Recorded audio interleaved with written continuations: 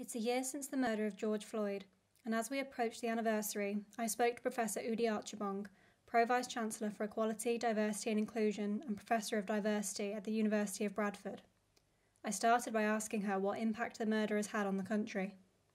I think there is something about rude awakening, where the things that we used to take for granted, the fights that we used to take for granted, movements that we didn't seem to take notice of, really grabbed a hold of us.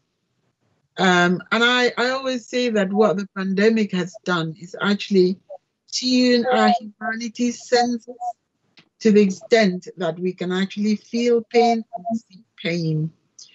So on 25th of May 2020, when we were all locked up in our homes, we were all sitting there hopeless, not knowing who was going to die next. You grabbed your family members so tight if they were at home with you, and the only means of entertainment was our television screens. And what we saw was the dehumanizing impact of that murder on humanity.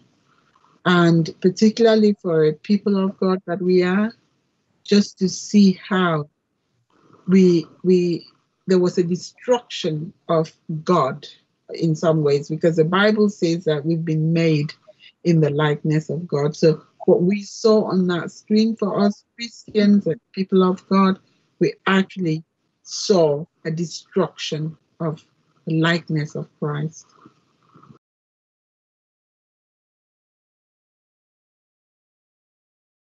Yeah, I think so. I think there was a time in our lives when we couldn't really listen to humanity.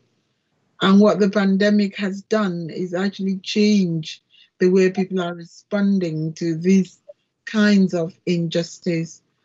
So whilst it took so long for Stephen Lawrence's killers to be brought to justice, and whilst we're still embroiled with Windrush and Windrush violence and so on, I think what George Floyd's incident has done is that it coincides with a time in history when people can really sit down and think about mortality.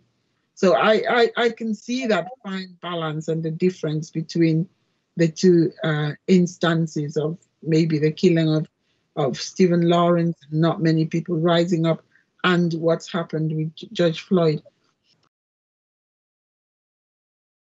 Maybe not as big as I would have liked to, but there's definitely some improvement. So I did an analysis of the response from that time to now. What you find is that at that initial time, there were people who just jumped on the bandwagon, institutions, chief executives, who sent out the solidarity, and then they were unable to follow through with promises. But then you have a good number of institutions that have managed to follow through with action plans, with proper responses, and less performative activities. So not just playing X for camera, that there are places where there is genuine engagement.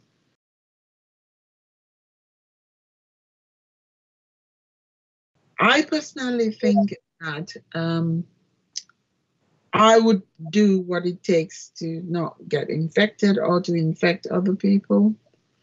And therefore, mass gatherings have not been one for me to espouse in any way. Having seen how COVID has amplified inequality, anything that I can do personally to not spread the infection, I will. So I think the balance for me is actually to say if we all come out of this, and surely we will, there is opportunity for us to do the things that we hadn't done in this year. And therefore, I'm okay. I'm okay to just relook at my behaviors to ensure that I am not in any way aggravating the problems and leading to high infection rates. Sometimes I ask myself, if I wasn't a woman of faith, how would I have coped with this period? What it's done, it's really drawn me nearer to God and nearer to God's creation, nearer to people that have been created in God's image. The other thing it's done is it has helped me to reevaluate the things that I once valued. And I have got to a point where I'm asking the question, sometimes when you are running to things that you might see vanity and so forth, is it really worth it? So it's helped me to reevaluate what's important. And I kid you not, I see family very, very high up there. I see positive engagement with people, very, very important colleagues. I see having the heart of God wherever I can.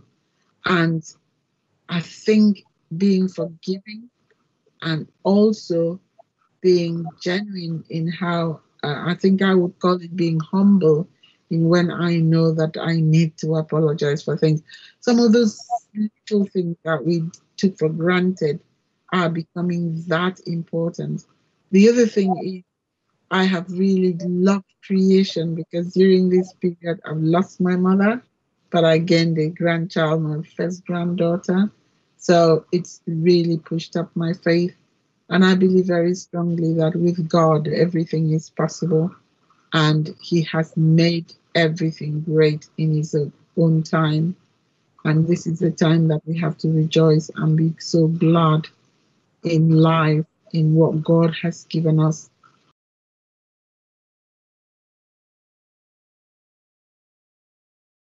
Obviously, um, I think there are issues of representational inequalities, and Church of England is not free from that. We see these in many institutions, and I get really sad that there are people who use best employees, right people for right jobs, and they use it very carelessly. And I always challenge to say, tell me that my skin color would stop me from being best. Tell me that opening up your doors to all manner of creations is going to dilute standards. So I think Church of England, like many other institutions, have to really reflect on how they represent our world, how they represent the multiple creation, the beautiful and the wonderfully made people that God has created in His own image. I see that as a difficult one for me. It is difficult in the sense that I just look at heritage and cultural diversity as something that has to reflect the communities that we serve. So when we look at heritage cathedrals, what aspects symbolize the different groups that we have? What would really worry me is if we continue to keep symbols of oppression. During George Floyd and when Black Lives Matter, I was jumping up and down. I saw a symbol that represents the devil as black and angels as white. And you really see how the angels were trampling upon the black image of the demon. And I think that is the kind of thing that we need to really look at, because every time I look at that logo, I think it's one of the honors, the very high honors that the Queen gives. I think that's something to be looked at again. I think we want to love one another as Christ loves the church. We must go back to the very basic command that we have to love our neighbors.